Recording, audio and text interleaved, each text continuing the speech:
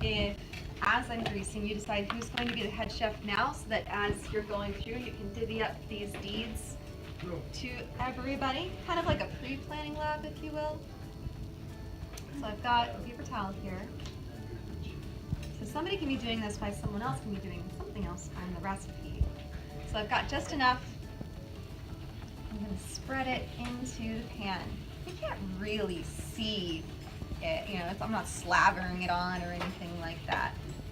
Greasing the pan, unless I hold it up to the light and I can see, oh yes, that part's greasy, that part's clean. I'm really only going to be slopping it down into the middle, so it'll be fine just there. That's all I'll have to say about that. Okay, worst.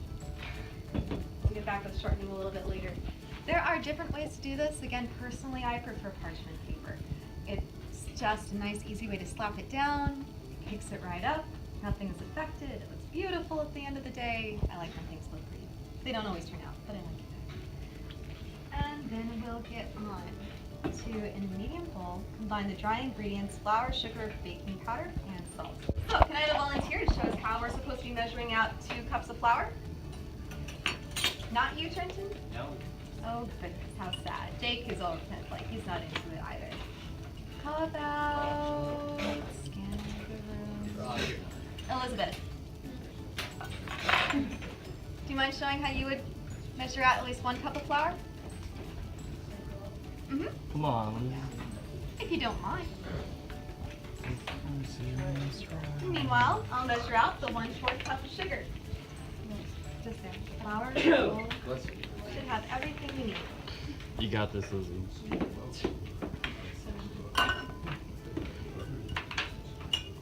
In the meantime, I'm getting 1/4 cup of sugar.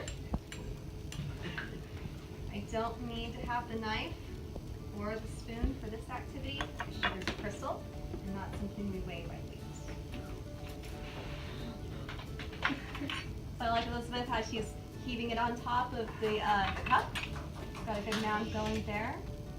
Gonna level it off with the knife. Beautiful. Perfect. And give her a nice round of applause. You're the best of us. And I'm going to follow her example and put 1 more cup in there. It does call for 2 cups. Angel, can you tell me what the next step is? We're going to skip down from sugar.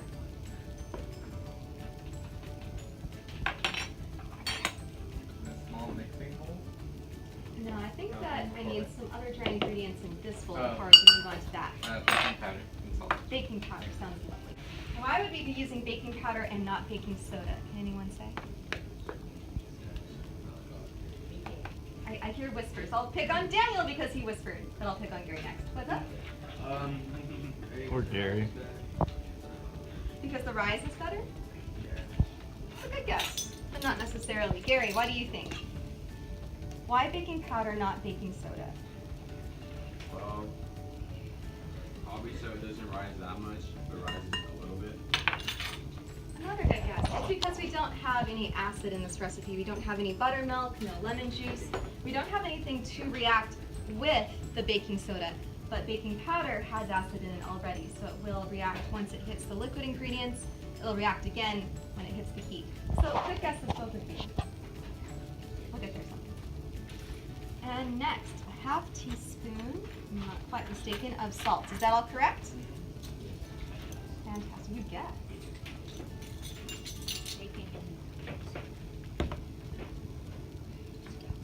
Is it your grandma? And as I'm doing this, I can go to it over here just in case I spill. As I'm doing this, I did spill quite a lot. Go ahead and look at that recipe. See if there's any question as you're looking down at the instructions as to what you would want to do next in any part of the recipe. There's a reason that I had you write down recipes for pancakes, and it was so that you could understand that people actually get paid to write this stuff down. It's really hard to go into some grandma's kitchen and be like, how did you make that wonderful dish, guys? The words they use. A little bit of this. Oh, you know, a handful of that. Well, I mean, Sydney's hands are going to be a lot different than mine, or what she thinks is enough salt is a lot different than what I might think is enough salt. So there are people that have to really hash this stuff out, and the instructions for everything, being really meticulous. This one decided that it was enough to just say the dry ingredients. They decided that they would say what those ingredients were: flour, sugar, salt, the baking powder, and in what order. So someone somewhere has to decide all of those things, and they get paid pretty good money for it. I think a pretty good movie that showed that was in the small mixing bowl. We're going to start combining milk. So I'll get my liquid measuring cup. And how much milk do I need, Adriana? 1.5 cup or a half a cup of milk? Thank you, thank you. So it won't be that much. Level off, oh, a little bit more.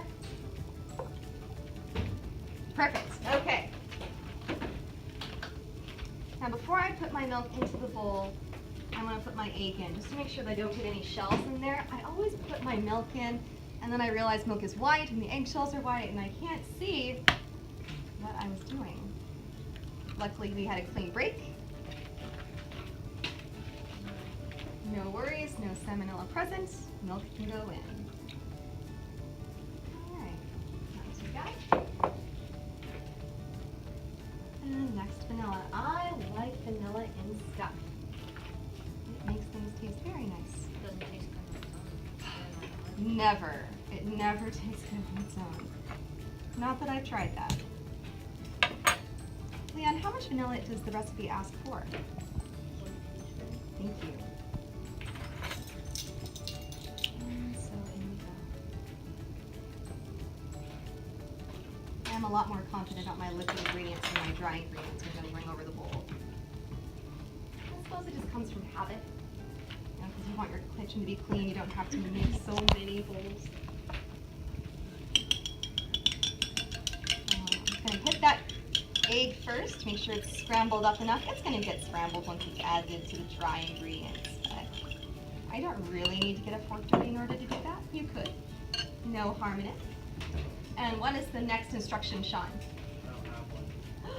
Why? Oh, I'm sorry. I just handed them out today. I didn't hand them out Monday. So I think there's one up on the podium there. But in the meantime, I think that you can read off Jake's. It's not specific to Jake, and you don't need a password to get to it or anything.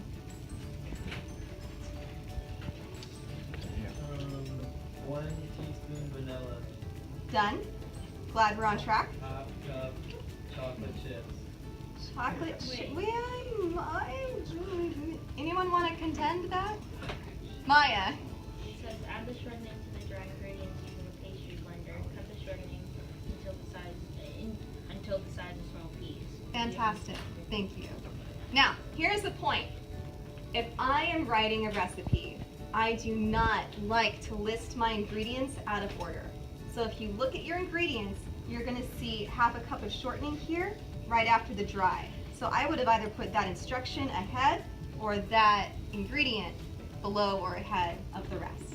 Make sense? It's confusing. Like, wait a minute, I was working with this. Why do I have to go back to that? But we will.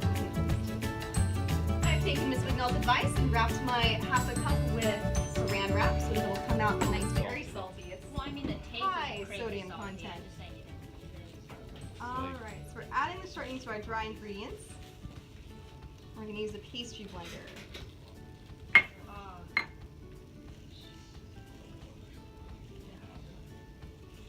Very nice. Oh, messed up. Why? Oh my gosh. Shoulder support, folks. Come on. Oh, really? All right, here we go. As I told my little roommate, it's not preferable, but it's okay. All right, so these pieces, we're going to cut this in. So all of them are about the size of small peas. That takes a little bit of time.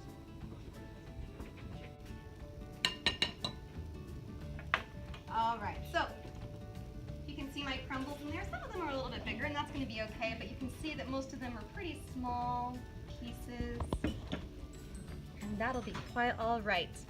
So add the wet ingredients to the small bowl, and then serve. You can add the chocolate chips.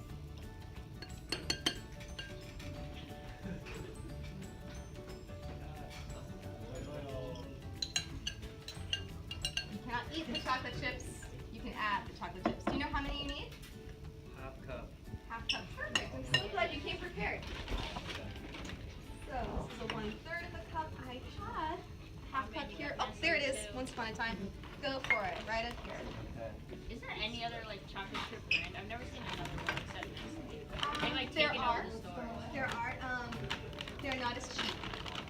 don't know that there is a company that does them as well or as cheap as Nestle.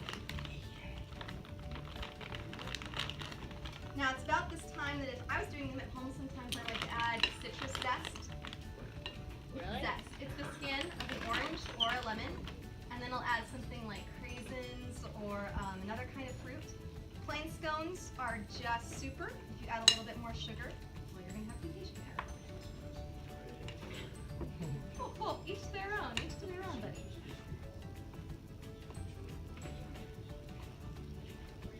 All right. Do people ever add fruit to scones? They do. They add dried fruit to scones. Okay, go for it. Awesome. Dry. Careful now. Well done. Masterfully done. Well done. Good job, sir. That pouring technique, it's tricky. Dehydrated mango sounds so good right now. Okay, can Vince please tell me what we gotta do next? Okay. Now, gently mix with the fork just until the sauce is done. Boom. But you used to Turn the spoon. dough out onto a flour cutting board. The dough will be It's going to be very sticky. Make sure all your phone calls and relatives, special friends have their own business going on because they always call just about this time.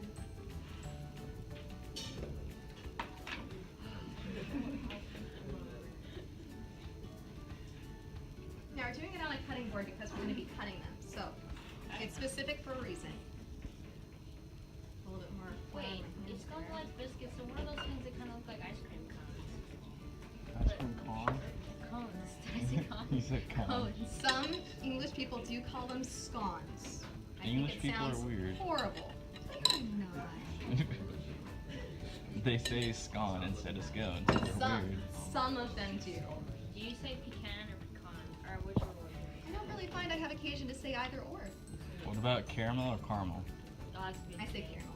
No, caramel is if it's like you're describing a color, and I do caramel say is if it's- crayon, like crown, not crayon. Do people, I hear some people say crayon. I say crayon. I say crayon. Yeah, crayon. Wait, you're right. Sticky flour. Okay, so I floured my hands.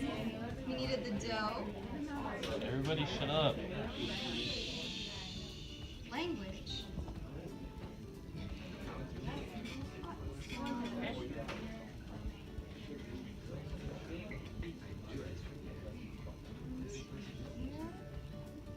So it's just gonna be like a huge biscuit. No, not quite. All the chocolate chips get in like one place. You know what? And your recipe, this says to pat the dough. See if pat the dough onto the greased baking sheet. Go ahead and take a pencil and cross that out. I want you to pat it down on your cutting board and cut it with a knife on your cutting board. That makes a little bit more sense to me, if you would please. Yeah. Now, as I'm patting it down, do take note of how thick it will be or will not be. Sometimes they can be thicker. I doubt they could be thinner. Okay.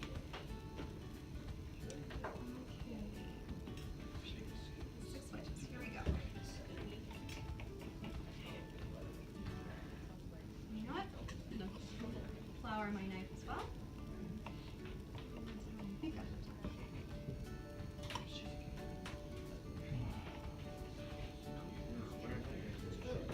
So first it was a biscuit. Now it's gonna be like a pizza. Scones are typically in a triangular shape. I'm so confused because like some of the pictures are different. If like, you some go to of them tea are, like, gardens, Mexicans. sometimes Who hurt you? Say what? That's 7 bites. Savage. Hey, it's true. Cut one